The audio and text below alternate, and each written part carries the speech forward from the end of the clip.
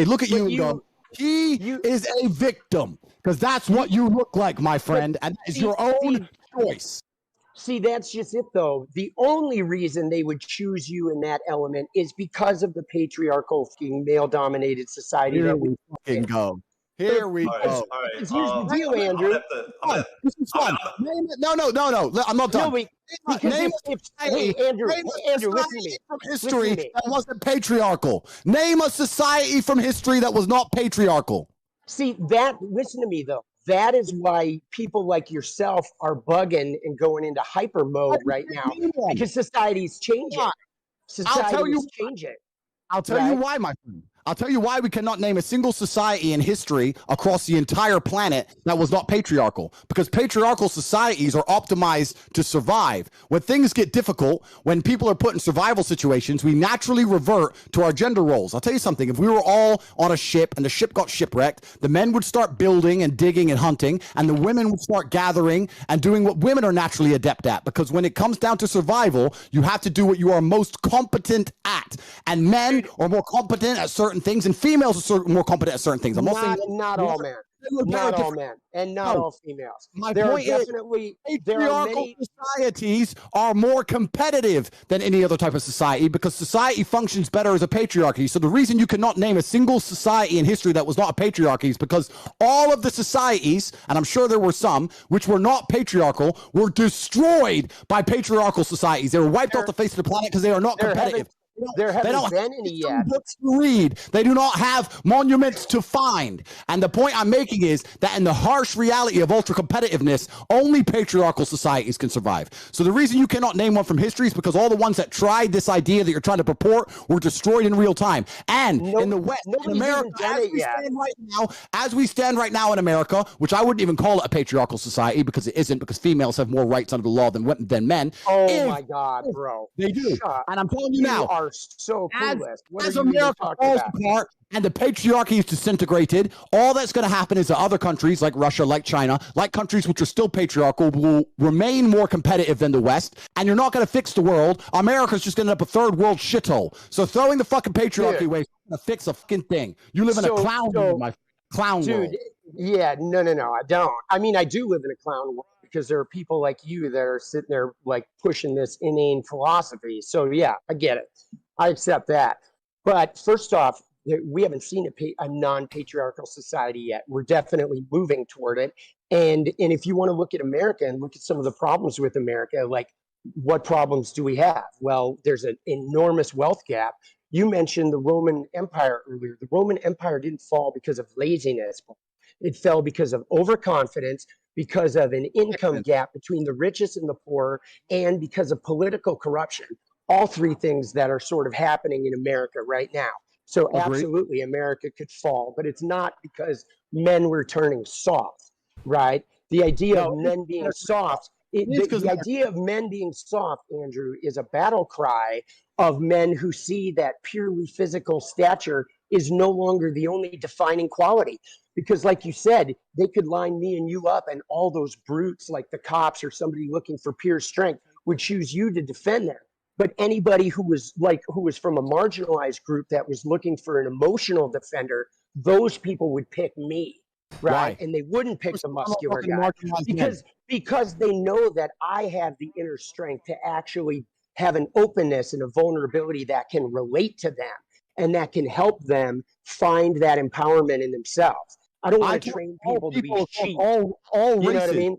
Who says I'm not talking we go to your Instagram page and you talk about being the Messiah and all this other BS. You want people to follow you like you're some sort of like deity, boss. And that's actually a sign of your own weakness at work, right? That's coming from your own trauma, your own unhealed trauma. Firstly, the fact you think that you're talking to marginalized people more than me, it doesn't even make sense, because I'm talking to groups of people, you're talking to groups of people, and both of them includes marginalized communities. Secondly, the fact that I am actually the fact that I'm actually mixed race, that I grew up in the south side of Chicago with my father. Absolutely. Shows I know more about marginalized communities than you do, because you are as white as they can come, and you're sitting there talking about marginalized communities to a marginalized person. Absolutely. Absolutely. But let me ask you, I never woke up and thought I'm brown, so I had to find this white guy with pink hair to fight for me. I woke up and fought for myself. And that is the If point. you're- You know when you fight for yourself, you fight for yourself when you're a man. That requires all forms of power, whether it be emotional, mental, and physical. You to sit here telling men they should be as weak as possible and sitting around doing nothing is not good for society as a whole. And there's nothing wrong with patriarchal society. I am not advocating for weakness, but like I'm advocating for people to heal and to heal their trauma and not use their trauma like you do and then aim it at select groups of people in order to gain power and money, right? And status so you can walk around with a deity. Right. I think that all men, if you're a good man, you're going to have a traumatic life. That's part of being a man. And I think I think it's not even a part of being a man. It's a part of being a human being on the planet. Okay. You're going to have a traumatic life. Sure. Right. But you got to heal the trauma. The trauma doesn't make you unless you heal it. If you don't heal it, you go around, say, dumping it on women. Right. By waltzing around talking about how you got to protect women. You got to get a cut of her OnlyFans and all this because you own her private parts. That's nonsense, bro. That's nonsense. That's your trauma speaking. It depends how you heal the trauma, right? And when I said that being a trauma is part of being a good man, you said it's part of being a human. I agree, but I think you can be a very, very good woman with a good heart, and you can be a good person. You don't need a traumatic life to be a good woman. However, to be a good man, you need to have a traumatic life because any man who's not had I'll tell you why. Let me answer. Any man who's not had difficulty, any man who's not gone through something that's difficult is not very good at being a man because when shit hits the fan, people turn to the nearest man in the room and say, what is the solution? Someone just broke in the house, you go to the man. A natural disaster, a hurricane, you go to the man. There's a war, you go to the men. So men who have not been through trauma are not very good at being men because they're not capable of dealing with trauma. Wait, so pause right there though, Andrew, because you said when you go to war, you go to the men, but the only reason you have a war is because of men and their lack of awareness about their own feelings. That's why war exists in the first place. So you're saying if you had more women leaders, we wouldn't even have war. Okay, so if we had more women leaders, we wouldn't even have war. Men literally are responsible for war by a lack of emotional awareness. That's how it starts. Interesting. So let's make this the final point before we move on. You just said that if all the leaders were women, we wouldn't even have war. I said if we had more women leaders, yes, there would be less war. The fact that you hate your own gender so much is quite amazing to me. But actually, I don't hate my own gender. Another point. See, why do you? Point? Let me tell you why you're wrong. No, you don't get to gaslight me and tell me I hate my own gender just because I'm displaying a version of manhood that you're uncomfortable looking at. You don't get to say I hate my gender. I don't give a fuck. I'm weak because I present a version of manhood that has struggled just like you, that has conquered just like you, but lives outside the idealized patriarchy that was sold to me. You don't get to gaslight me because you're uncomfortable with the type of man that I am. You love men. You love men. Cool. The point I'm making is you're saying that the world wouldn't have a war. Dude, you are backed up against the wall. Wait.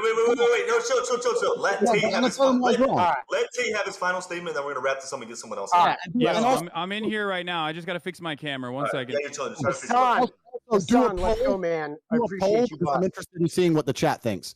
The reason you're totally wrong saying that the world would have less war if there was no female leaders is because if you actually ask anybody who's been in the corporate world for long enough, the companies that have the most arguments, the most difficult corporate structures to deal with, in fact, even if you ask most women, they say, I don't like having a woman boss. I'd rather work for a man. When you have a whole bunch of women in charge, it's nothing but a fucking fest and it's a shit show. Every single person who's ever worked in corporate knows that. Every single person who's ever worked in the world knows that women actually, as beautiful as they are, and they're good at lots of different things, they would they would prefer to work for a male boss because it's a stronger, more clear leadership structure. Having a bunch of women in charge of countries is not going to make a peaceful world. And the fact you believe that shows your entire mental model's fucked. Andrew, take care, brother. Hassan, I just want to say props to you, boss. I appreciate you, man, putting the word out there. Thank you, guys. Good to talk, bro. Have a good day. Appreciate you coming on, Tommy. Have a good one, man. Cheers. Thank you.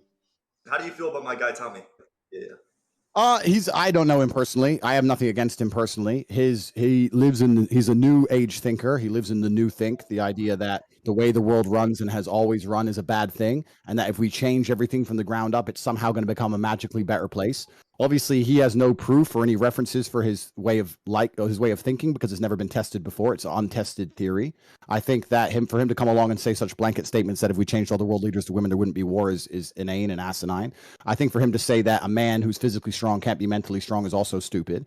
But I also understand why he's saying the ideas he's saying, because he has a natural insecurity based on the fact that he's not a physical specimen of man. And the way he gets around it is to pretend that that's not important, which is fine. Lots of people do it, right? Stupid people saying being smart is not important. Poor people saying being rich is not important. It's a common defense mechanism that everybody does, and I completely understand it. However, most people with a basic grasp of economics and the way societies work would look at society and say, you know what? A society with brave, strong men who are full of honor and duty is actually a better society than men who walk around saying, I have no duty to protect anybody or protect anything, and I can just sit around and cry all day. And this theory is being tested in real time, right? America's quickly turning into the latter, and we can see crime rates going through the roof. We can see all the fucking shooting and all this stupid shit that's happening because men have no emotional control anymore. And that's what's going to happen. It's the society is going to degrade, and the countries where men still stick to their honor and their age-old expected ways of acting, are there going to be a safer societies overall. So time will prove me right, but I have nothing against the guy. He's fine.